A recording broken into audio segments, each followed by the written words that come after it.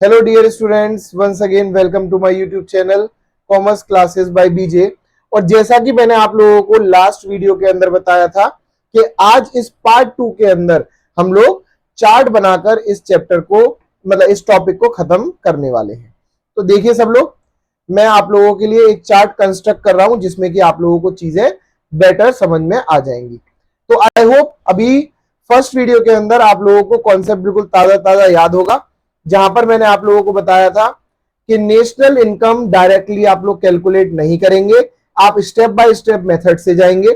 Direct आप calculate कर सकते हैं, पर डायरेक्ट कैलकुलेशन से बेटर कैलकुलेशन होती है हमेशा स्टेप डिविएशन। ठीक है, तो स्टेप के हिसाब से काम करेंगे।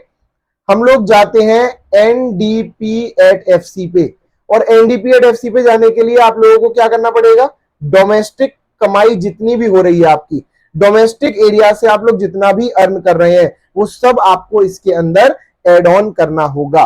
तो याद करने का शॉर्टेस्ट तरीका, आप वर्ड याद कर लें, PRIME, प्राइम। अब आप कहेंगे प्राइम वर्ड क्या है, तो these are the short forms to understand the topic in a better way. अगर आपको एनडीपी एट एफसी कैलकुलेट करना है तो उसके लिए आपको 5 चीजों की जरूरत पड़ेगी। कौन कौन सी 5 चीज? पहला वर्ड जिसको हम लोग बोलेंगे, आपको जरूरत पड़ेगी प्रॉफिट की। दूसरा वर्ड आप लोगों को जरूरत पड़ेगी रेंट एंड रॉयल्टी की। तीसरा वर्ड आप लोगों को जरूरत है इंटरेस्ट की। चौथा वर्ड जिसको हम लोग बोलते हैं मिक्स्ड इनकम या फिर इनकम फ्रॉम सेल्फ एम्प्लॉयड, एक ही बात होती है, इनकम फ्रॉम सेल्फ एम्प्लॉयड। और लास्ट एक चौथा वर्ड आप लोगों का, that is called as compensation of employees. अब बेटा इस चार्ट को समझने के लिए आप लोगों को लग तो बहुत सिंपल रहा होगा क्योंकि नाम भी बहुत फेमिलियर होंगे, पर थोड़ा सा आप लोगों को इस पे ध्यान देना पड़ेगा, चीजों को समझना पड़ेगा बेटर तरह से, ताकि आपकी अंडरस्टैंडिंग जो हो सके वो इंप्रूव हो सके। देखिए, प्रॉफिट वर्ड का मतलब क्या होता है? अच्छा, पहला तरीका तो इसको याद करने का ये है, प्राइम से आप लोग याद कर सकते हैं। दूसरा तरीका है, आपकी इकोनॉमी के अंदर 4 सेक्टर होते हैं, वो आप 4 सेक्टर के हिसाब से या फैक्टर्स ऑफ प्रोडक्शन के हिसाब से भी आप क्या कर सकते हैं, इसको याद कर सकते हैं। 4 हमारे फैक्टर्स ऑफ प्रोडक्शन है, कौन कौन से? Land, labour, capital and entrepreneur. Land के ऊपर क्या जाता है? रेंट जाता है। लेबर क्या लेती है? वेजेस। वेजेस का दूसरा नाम बदल के हमने क्या कर दिया? Compensation of employees. अभी बताऊंगा किस तरह से। देन कैपिटल पर क्या जाती है? इंटरेस्ट जाती है, ये एज इट इज है। और एंटरप्रेन्योर क्या लेता है? प्रॉफिट लेता है, तो ये एज इट इज है। ये 5th पॉइंट थोड़ा एक्स्ट्रा है जिसको हम लोग अभी समझेंगे कि mixed income from self employed होती क्या है। तो आई होप आपको इतना समझ में आया हो। सबसे पहले हम लोग डिटेल में डिस्कशन करेंगे about the word profit. Profit क्या होता है? प्रॉफिट का मतलब होता है हमारा, लेट अस सी।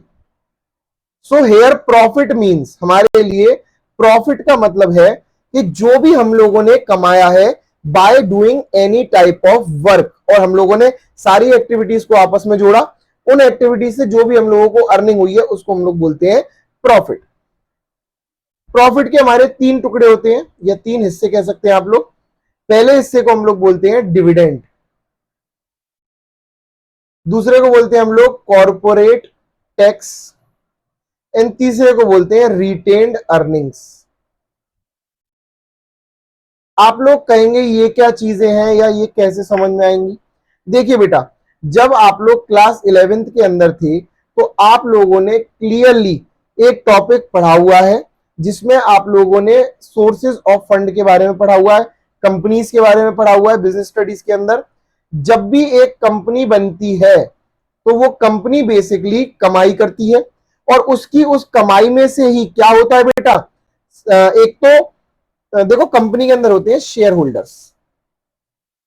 शेयर होल्डर्स हमारे, चाहे वो इक्विटी शेयर होल्डर हो चाहे वो प्रेफरेंस शेयर होल्डर हो, पर कंपनी जो प्रॉफिट होता है उसका हिस्सा किसको बांटती है?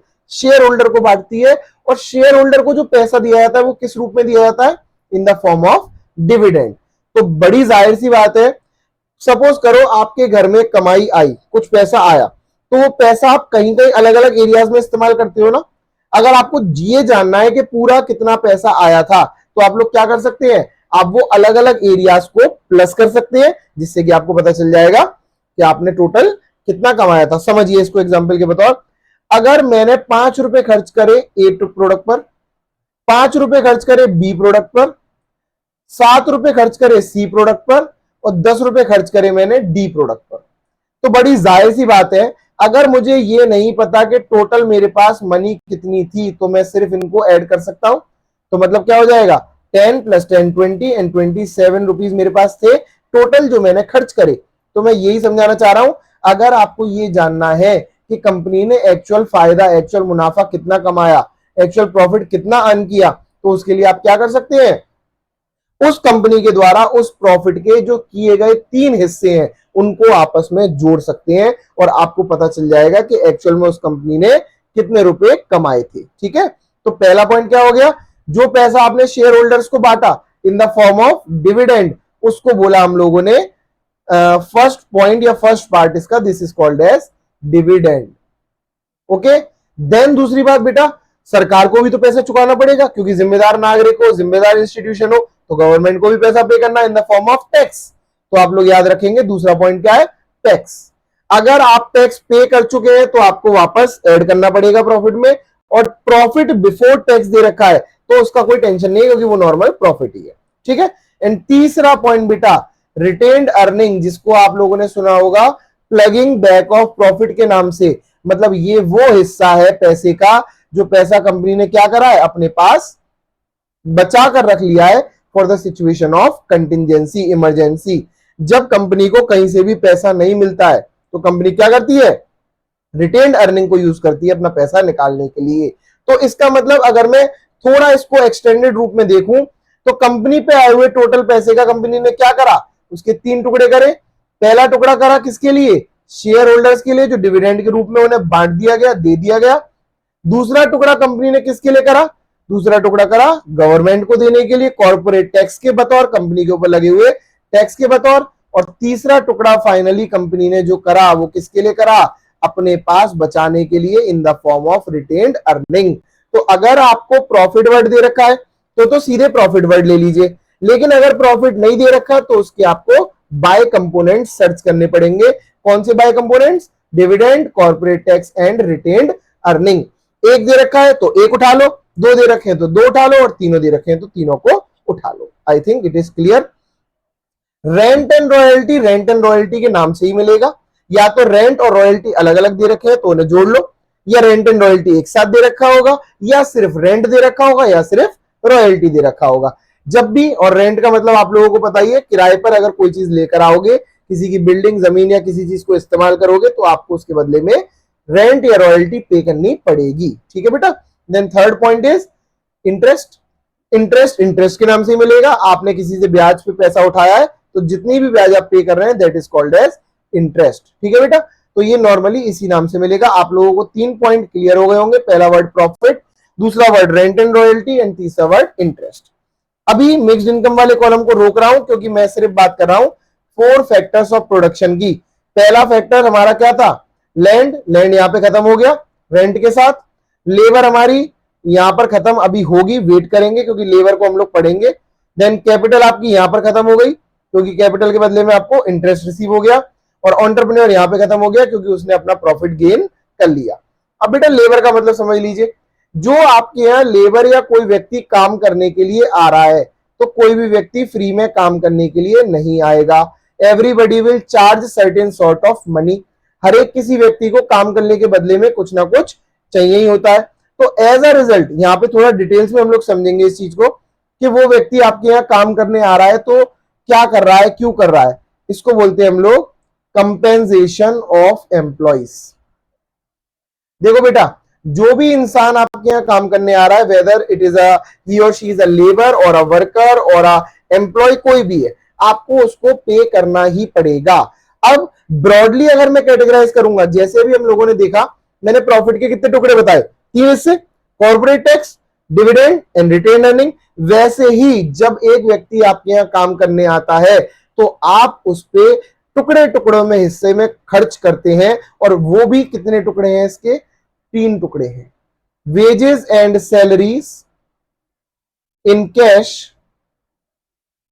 Wages and salaries in kind.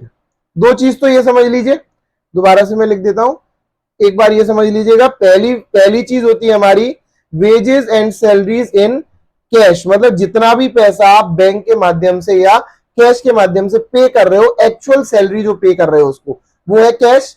और काइंड का मतलब होता है benefit in the form of other things. Cash से हटकर, पैसे से हटकर अगर आप उसको कोई बेनिफिट दे रहे हो तो वो किसका पार्ट बनेगा? कैश के बाद काइंड का पार्ट बनेगा। और एक लास्ट पॉइंट आ जाता है इसमें, एम्प्लॉयर्स कॉन्ट्रीब्यूशन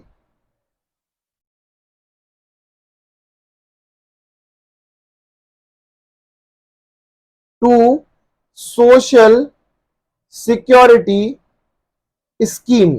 समझिएगा यहां पे क्या है ये, देखिए अब एग्जांपल के तौर समझिए, आपके यहां एक ड्राइवर आता है, शुरू में आपने उसको अपॉइंट करा, सिर्फ आपको लगा कि आपको क्या बोलते हैं, आप उसको सैलरी पे कर रहे थे और आपने नॉर्मली उसको अपॉइंट कर लिया, सपोज करिए 12,000 पर मंथ पर। अब 12,000 रुपए आप उसको दे रहे हैं, तो टोटल ड्राइवर की जो कॉस्ट पड़ रही है आपको, वो कितनी पड़ रही है? 12,000 पड़ रही है। तो वही उसकी क्या बोली जाएगी? कंपेंसेशन ऑफ एम्प्लॉयज बोली जाएगी। पर अब क्या हुआ, ड्राइवर आपके थोड़ा सा क्या हो गया, ओल्ड हो गया, पुराना हो गया, 2-4 साल निकल गए। तो फाइनली आपने क्या करा, आपने उससे कहा कि चलो ठीक है, आज से आप लोगों की क्या है, जो आपका आने जाने का कन्वीनियंस है, सपोज करो उसके 2,000 rupees per month convenience convenience में लग रहे हैं, आने जाने में उसका पैसा खर्च हो रहा है, ट्रांसपोर्ट करने में पैसा खर्च हो रहा है। तो आपने उससे कहा कि आज से तेरा आने जाने के लिए हमने एक अपनी गाड़ी जाती है उसको फ्री में कर दिया तेरे लिए, तू जा आ सकता है और उससे जा सकता है। तो 2,000 रुपए आप उसके किस पे खर्च कर रहे हैं? काइंड पर खर्च कर रहे हैं। या फिर अगर गाड़ी की भी नहीं एग्जांपल समझ रहे, तो आपने ये कह दिया कि जितना भी तेरे तुम्हारे घर का बिजली का बिल आएगा उसको आप लोग जमा करेंगे। या बिजली का बिल का भी नहीं कहा, तो उससे कह दिया अगर तेरे घर में कोई काम करने वाला व्यक्ति आ रहा है, कोई खाना बनाने वाला कोई इंसान आ रहा है, तो उसका खर्चा आप उठा लेंगे। ये मैं ड्राइवर के लिए नहीं बता रहा हूं, एक एम्प्लॉय के लिए बता रहा हूं, ठीक है। फिर अगर मान लीजिए कोई गार्डनर है, कोई ड्राइवर की सर्विसेज दे रहा है, या कोई XYZ कैसी भी सर्विस दे रहा है, जिसका भुगतान कौन कर रहा है? बिजनेसमैन या कंपनी कर रही है, डायरेक्टली कैश ना देकर, उसके वो एक्सपेंसेस को पे ऑफ कर कर, तो उसको हम लोग बोलते हैं wages and salaries in kind. अभी ड्राइवर का एग्जांपल लेते हैं क्योंकि चल रहा है। 12,000 उनकी सैलरी हो गई और 2,000 रुपए उनका क्या हो गया? कन्वेंस का पैसा हो गया, तो that is called as kind में आपने दिया। आप उन्हें पैसा नहीं पकड़ाएंगे, आप उन्हें वो सर्विस प्रोवाइड करेंगे। एंड लास्ट इज, अब ड्राइवर आया आपके पास, उन्होंने बोला कि सर आज तो मेरा काम आप चला रहे हैं, लेकिन आफ्टर माई रिटायरमेंट क्या होगा, तब मेरे पास अर्निंग कहां से आएगी, मैं कमाऊंगा कैसे, मैं खाऊंगा कैसे, तो उस दौरान मेरी सेफ्टी के लिए कुछ तो सोचिए। तो उन्होंने कहा अच्छा भाई तेरे लिए सोचते हैं, क्या सोचा जाए। तो जैसे एग्जांपल लेते हैं, एक होता है प्रोविडेंट फंड, आप लोगों ने पीएफ के बारे में जरूर सुना होगा कहीं ना कहीं। तो ये क्या होता है बेटा, मालिक और जो काम करने वाला व्यक्ति आ रहा है, वो दोनों मिलकर ये डिसाइड करते हैं कि आधा टुकड़ा इसका मैं दूंगा, आधा टुकड़ा इसका आप दो। तो दोनों मिलाकर एक ऐसा रिजर्व फंड बनाते चलते हैं उसके लिए, जो at the time of retirement उसके लिए क्या हो सकता है, वर्थफुली काम आ सकता है। तो पीएफ उसका एक सिर्फ एग्जांपल है, बहुत सारी ऐसी चीजें होती हैं जो ये लोग करते हैं। तो देखिएगा वर्ड यहां पे क्या लिखा हुआ है, एम्प्लॉयर्स कॉन्ट्रीब्यूशन। अब इस पीएफ का अमाउंट सोचिए 4,000 रुपए है टोटल। तो 4,000 रुपए में से 4,000 के दो टुकड़े होंगे, एक किस कौन भुगतेगा, एम्प्लॉय भुगतेगा, और एक कौन भुगतेगा, एम्प्लॉयर भुगतेगा। तो एज अ रिजल्ट जो पैसा एम्प्लॉय दे रहा है वो तो उसमें किसमें से दे रहा होगा, अपनी सैलरी में से दे रहा होगा। तो इसका मतलब हम इसको ऑलरेडी जोड़ चुके हैं, ये बर्डन किसके ऊपर नहीं है, मालिक के ऊपर ये बर्डन नहीं है। तो एम्प्लॉय वाले पैसे को हटा देते हैं, और एम्प्लॉयर के द्वारा जितना भी कंट्रीब्यूशन होता है, तो सोशल सिक्योरिटी स्कीम के 2,000 रुपए और उसको पर मंथ बियर करने पड़ रहे हैं। तो ड्राइवर एक्चुअली पढ़ कितने रुपए के रहे हैं, 12,000 plus 2,000 plus 2,000, that means it is for 16,000 total. समझ में आया? तो ये तीन कंपोनेंट है किसके, कंपेंसेशन ऑफ एम्प्लॉयज के। कौन से तीन component, wages and salaries in cash, wages and salaries in kind and employers contribution towards social security scheme। बेटा चार्ट बना लीजिएगा क्योंकि ये आसानी से याद हो जाएगा, तो इसके बाद टॉपिक कहीं भी नहीं जाएगा। देन लास्ट पॉइंट अगर देखेंगे तो सिंपल। अब बेटा देखो, कई बार ऐसे छोटे छोटे शॉपकीपर होते हैं या छोटे छोटे ऐसे बिजनेस होते हैं जिनमें प्रॉफिट का भी कोई वो नहीं, रेंट एंड रॉयल्टी का भी कोई वो नहीं, इंटरेस्ट का भी कुछ नहीं, मतलब एज अ रिजल्ट अगर मैं बात करूं तो बहुत सारी ऐसी चीजें होती हैं जो आप छोटे छोटे रूप में बांट नहीं सकते, तो इसलिए आप उनको एक नाम दे देते हैं, that is called as mixed income, जहां पर आप सारी चीजों को एक साथ गैदर कर कर एक ही नाम दे देते हैं, मिक्स्ड इनकम या income from self employed. I hope ये आप लोगों को क्लियर हो गया होगा, ये इसी नाम से आएगा, मिक्स्ड इनकम और इनकम फ्रॉम सेल्फ एम्प्लॉयड। जैसे ही ये 5 चीजें आप प्लस करेंगे तो आपको क्या मिल जाएगा, एनडीपी एट एफसी मिल जाएगा, और एनडीपी एट एफसी से आप कहां जंप कर सकते हैं, एनएनपी एट एफसी पे जंप कर सकते हैं, या किसी भी उस एस्पेक्ट पे जंप कर सकते हैं जिसपे आप जाना चाहते हैं, क्वेश्चन जिसमें आपसे पूछ रहा है। बस एक छोटा सा टर्म जो आपको याद रखना है, एक वर्ड कभी कभी आ जाता है, that is called as operating surplus. तो आपको यहां पे याद रखना है कि अगर वर्ड ऑपरेटिंग सरप्लस दिखे तो वो याद रखें कि ये इन तीनों का मिश्रण है, इन तीनों का मतलब P plus R plus I का कॉम्बिनेशन है। प्रॉफिट, रेंट एंड रॉयल्टी और इंटरेस्ट को जब हम मिलाकर बोलते हैं तो that is called as operating surplus. तो अगर आपको ऑपरेटिंग सरप्लस दे रखा है तो बाकी आप इन तीनों चीजों को भूल जाएं, सिर्फ मिक्स्ड इनकम को देखें और कंपेंसेशन ऑफ एम्प्लॉयज को देखें, जिससे कि आपको क्लियरली आंसर ढूंढने में मदद मिले। आई होप ये आप लोगों को समझ में आ गया होगा। फिर भी अगर आप लोगों को कोई डाउट हो तो आप लोग पूछ सकते हैं। और ये एक छोटा सा न्यूमेरिकल दे रखा है, इसके अंदर न्यूमेरिकल की क्लासेस अलग से डाली जाएंगी, उनको आप लोग वहां पर देख सकते हैं। प्लस अगर आप में से किसी को कोई न्यूमेरिकल में दिक्कत हो रही है तो आप लोग बुक का नंबर, चैप्टर का नंबर कमेंट में डाल सकते हैं, तो मैं स्पेसिफिकली आपके लिए उस पर भी वीडियो बनाकर डाल दूंगा, या कोई टॉपिक पे पॉइंट पे अटक रहे हैं तो आप लोग पूछ सकते हैं उसको। देखिए अब इसको उस मेथड से करते हैं जिस मेथड को मैंने अभी आप लोगों को पढ़ाया, easiest way. Wages and salary दे रखी है हमें, रेंट दे रखा है, इंटरेस्ट दे रखा है, प्रॉफिट दे रखा है, मिक्स्ड इनकम दे रखा है, पांचों हेड हमें डायरेक्टली दे रखे हैं। सबको ऐड कर लीजिए, क्या निकल आएगा, एनडीपी एट एफसी निकल आएगा। और एनडीपी एट एफसी में किसको प्लस कर देंगे, नीफिया को प्लस कर देंगे, तो कहां पहुंच जाएंगे, एनएनपी एट एफसी पे पहुंच जाएंगे। इसलिए देखिए इसने डायरेक्टली सब कुछ प्लस कर दिया है 10,000, देन एफसी से जाने के लिए 100 प्लस करके 10,100। ये सिंपलेस्ट क्वेश्चन है, ऐसा नहीं होगा, कंपोनेंट्स भी दे रखे हो सकते हैं और कंपोनेंट्स के हिसाब से भी आपको काम करना पड़ सकता है। अगर आपको कॉन्सेप्ट समझ में आ रहे हैं तो please do like, share and subscribe. बाकी अगर कोई डाउट है तो please do comment, so that I will help you to sort out the problems.